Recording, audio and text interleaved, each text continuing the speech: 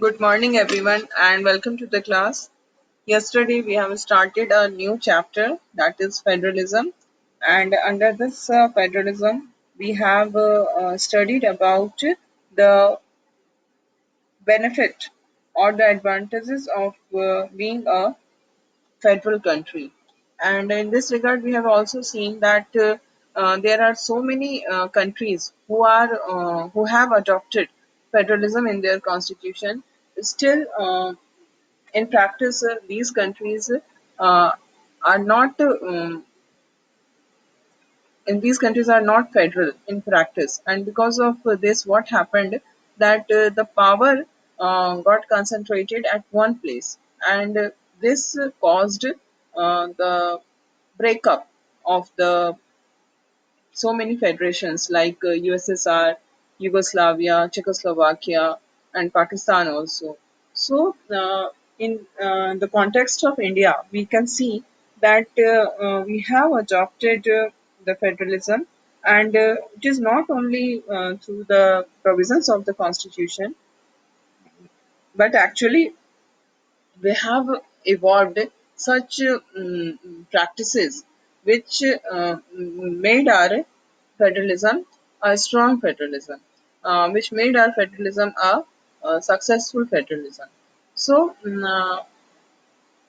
it's not that the federalism of all the countries are similar in character.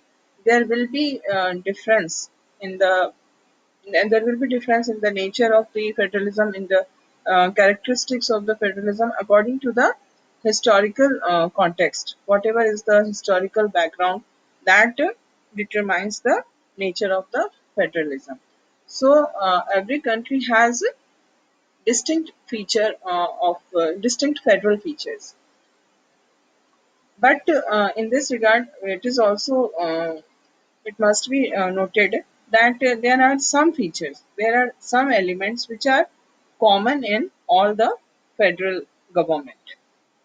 So, first of all, today we will know about these common elements or these common features of federalism. Okay, so uh, the first common feature is federalism is an institutional mechanism to accommodate two sets of politics, one at the regional level and the other at the national level. Each government is autonomous in its own sphere. In some federal countries, there is even a system of dual citizenship. India has only a single citizenship. So, what is common in all the federal government is that there is different levels of government. There must be at least two levels of government. The first level is at the regional level, which which can be called different units. The units uh, which have which are making the federalism, which are making the federation. These the government of these units are called the government of regional level, and there is another government which is at the national level, and there is distribution of power between these two levels of the government. They both have some areas in which they are autonomous, in which no one can interfere in the matters of each other. And what we find that there are some countries where dual citizenship is followed. Dual citizenship means the member of a federal country is a citizen of the states also, or the units also, and this they are citizen of the federal country also.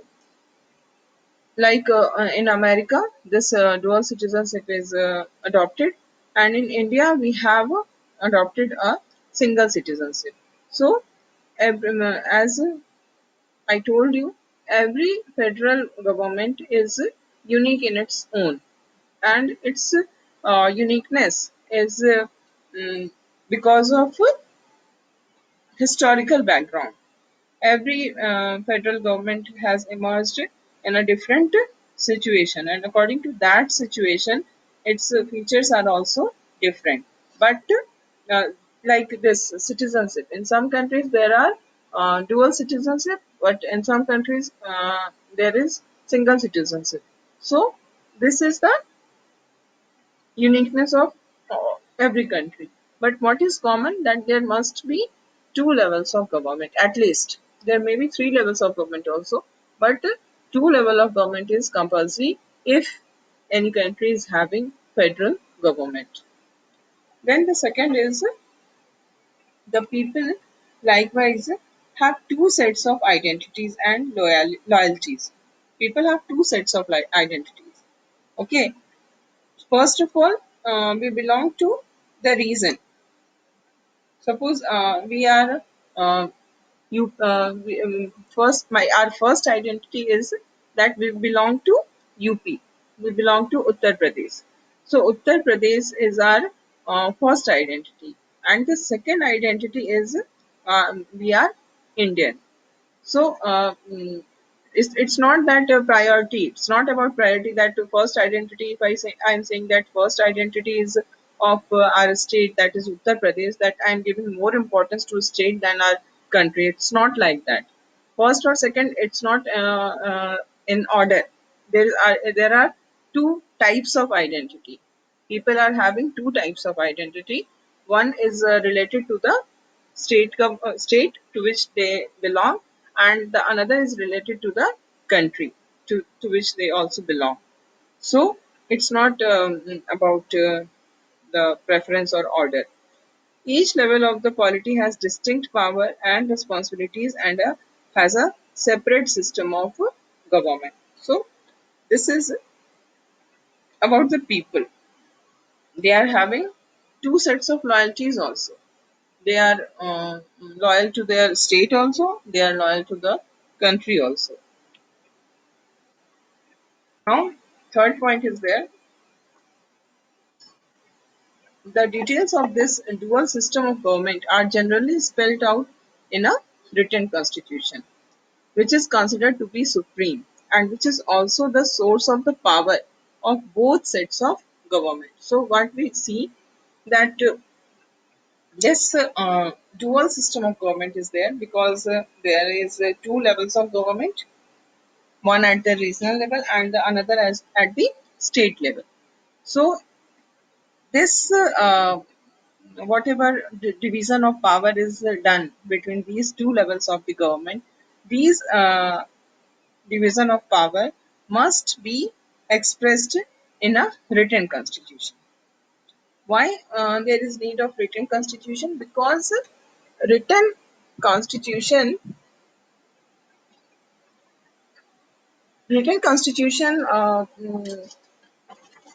is very much important, because in that case there will not be any kind of ambiguity, there will not be any kind of conflict. If any kind of conflict arises between the center and the units, then that conflict can be resolved uh, through the provisions of the constitution, because everything is written, everything is clear, nothing is unclear about it. So written constitution is important, and besides written constitution, the constitution is supreme. It means uh, no government, neither the state government nor the central government, is superior than the constitution.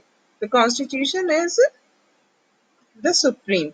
So all both the government must follow the procedures, the provisions of the constitution, and it is the constitution which is uh, mm, which is the source of power for both sets of government.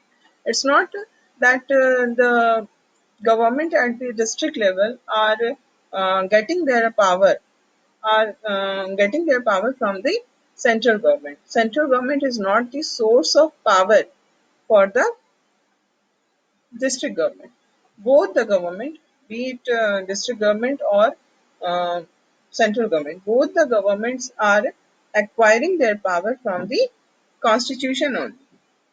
So this is very important, because if the district government is uh, getting its power from the central government, then the district government will not cannot work autonomously. It will have to work under the domination of the central government, and central government can take away the powers of the district government anytime. So this is not the case. The distribution of power is done through the constitution, and the constitution is supreme. The subjects which need to be uniform in all the country, or which concern the whole nation, then in those subjects must be with the central government, like defense, currency. These are the responsibility of the union or central government in all the federal government. Then regional or local matters are the responsibility of the regional or state government. Then, to prevent conflicts between the center and the state, there is an independent judiciary. It is very important, because you have seen in the previous chapter when we were discussing judiciary, in its original jurisdiction, it consider those matters which can be first presented in the Supreme Court only. And these include the conflict between the states, or the conflict between one state and center with the other states, or there may be conflict between one state and center. So whenever any kind of conflict arises, these conflicts are resolved by judiciary, and judiciary must work independently. Then only we can think of a successful federal structure.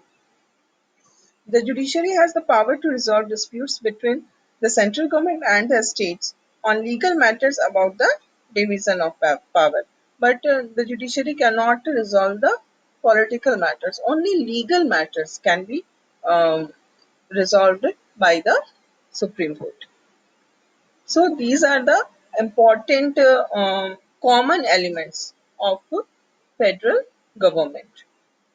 There must be division of power between, there must be two levels of government. Then the people are having different loyalties and different identities. Then there is distribution of power is done through the written constitution, which is also the supreme. Then there is a need of an independent judiciary in order to settle dispute between the center and the state. So these are the common features. Now we see that real politics, culture, ideology, and history determine the actual working of a federation. Federation cannot be established only through the provisions of the constitution. What is the political culture of the country? What is the ideology which is prevailing in the country? The history of the country, the real politics, all these are the factors which determine the actual working of a federation. If there is a culture of trust, cooperation, mutual respect, and restraint, then their federation will function in a smooth manner. The federation will function successfully. But political parties are also very important uh, in determining the functioning of the federation. If any single unit or state or linguistic group or ideology comes to dominate the entire federation, it could generate a deep resentment among people or its units not sharing the dominant voice. So, what happens that a single, suppose a single linguistic group or single ideology dominate the entire federation. in the center as well as in all the states, the same linguistic group or the same ideology is dominating, then what will happen that the people belonging to different groups, people belonging to different ideologies will feel uh, dissatisfied because they feel that their language or their ideology is not getting recognition. These situations could lead to demands for secession by the aggrieved units or could even result in civil wars. So, we have seen that such situations arose in many countries when the country was ruled by the any one single linguistic group or ideology. Then this happened that the other groups started feeling that this country does not belong to them, and in this way, this resentment, this dissatisfaction caused civil war to grow in these countries. So it is very important that how the actual politics is going on.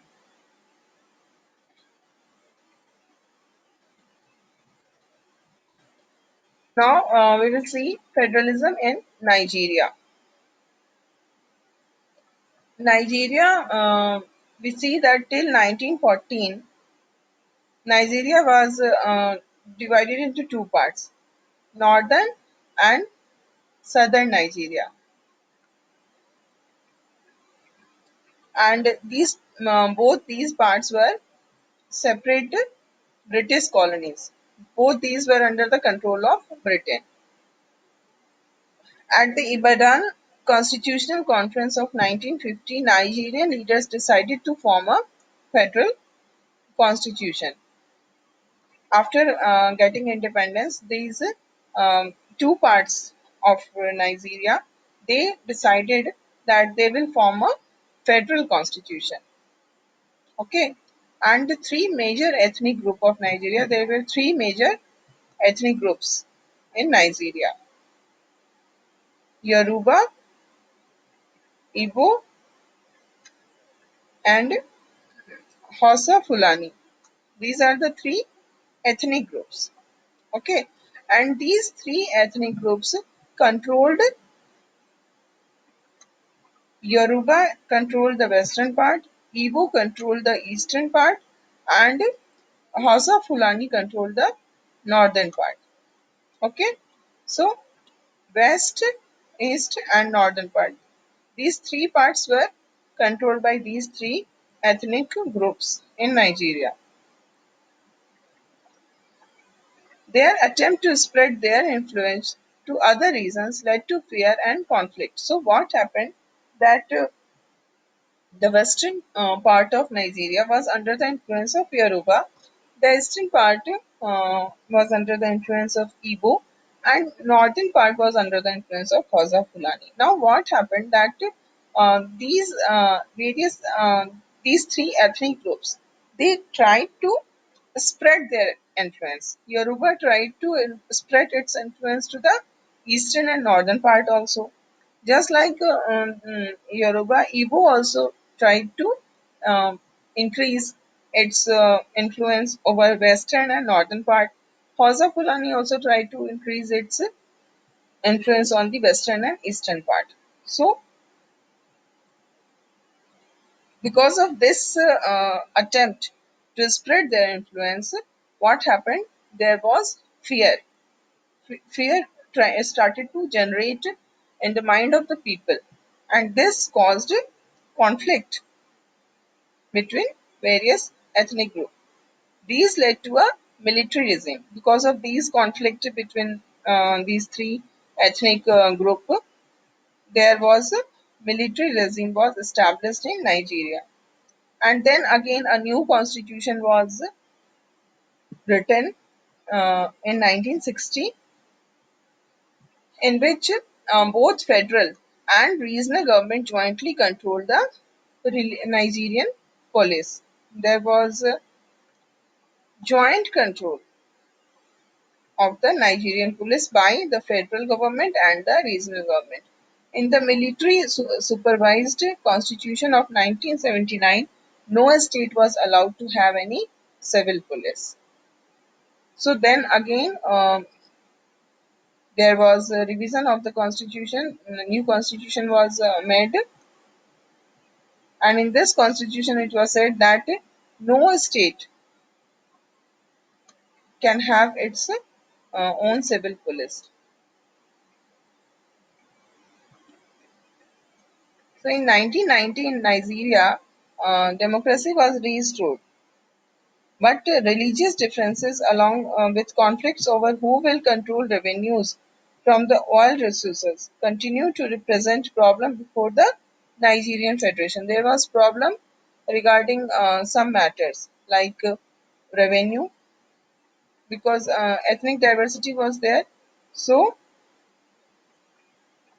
religious differences were there. Other than these religious differences, there was also conflict regarding the controlling of the revenue, because Nigeria is a has a rich resource of oil. So whatever they were getting revenue from the oil resources, how to uh, distribute it, how to manage it, and this was not clear, and it continued to present problems before the Nigerian Federation. Local ethnic communities resist centralized control of the oil resources. Mm, जो ethnic communities थी, they were against the centralized control of oil resources. So in this context, we see that in Nigeria, we find that there is overlap of religious, ethnic, and economic differences among the units. There was different ethnic groups were there, different religious groups were there, and the conflict was not only because of difference, diversity in religion and ethnicity, but the conflict was also because of economic reasons, because the revenue which they were getting from oil resources, how to manage that revenue, that was also not clear. So this was about the federalism in Nigeria. Now we will discuss this federalism in Indian constitution. Okay. Even before independence, most leaders of our national movement were aware that to govern a large country like ours, it would be necessary to divide the powers between provinces and the central government. Because India is a very large country. Not only the area of the country is big, but the population is also very large. So when we were we were uh, involved in the national movement, even at that time, there were many leaders who were thinking that India can be governed properly only by adopting this federalism, because in a large country like India, if power is concentrated at one place, then it will not be able to work successfully. It will not be able to satisfy the various needs of various groups. It will not be able to uh, act according to the interest of the various groups. So in order to work efficiently, it would be necessary to adopt federal government after independence, and there must be division of power between provinces and the central government. There was also awareness, people were knowing that the Indian society had regional diversity and linguistic diversity, and this diversity needed recognition. People of different regions and language had to share power, and in each region, people of that region should govern themselves. This was only logical if we wanted a democratic government. So, India is a country of diversity. We have discussed this earlier also, and this diversity is of in all the aspect of life. We see that people are different in language, people are different in religion, people are different in reasons also. So, if we want to be successful as a as an independent country, to be successful as a democratic country, what is required? The requirement is that this diversity should be given recognition. This diversity of religion, the diversity of language, diversity of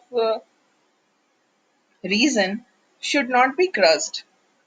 If we crush this diversity, then there will not be democracy.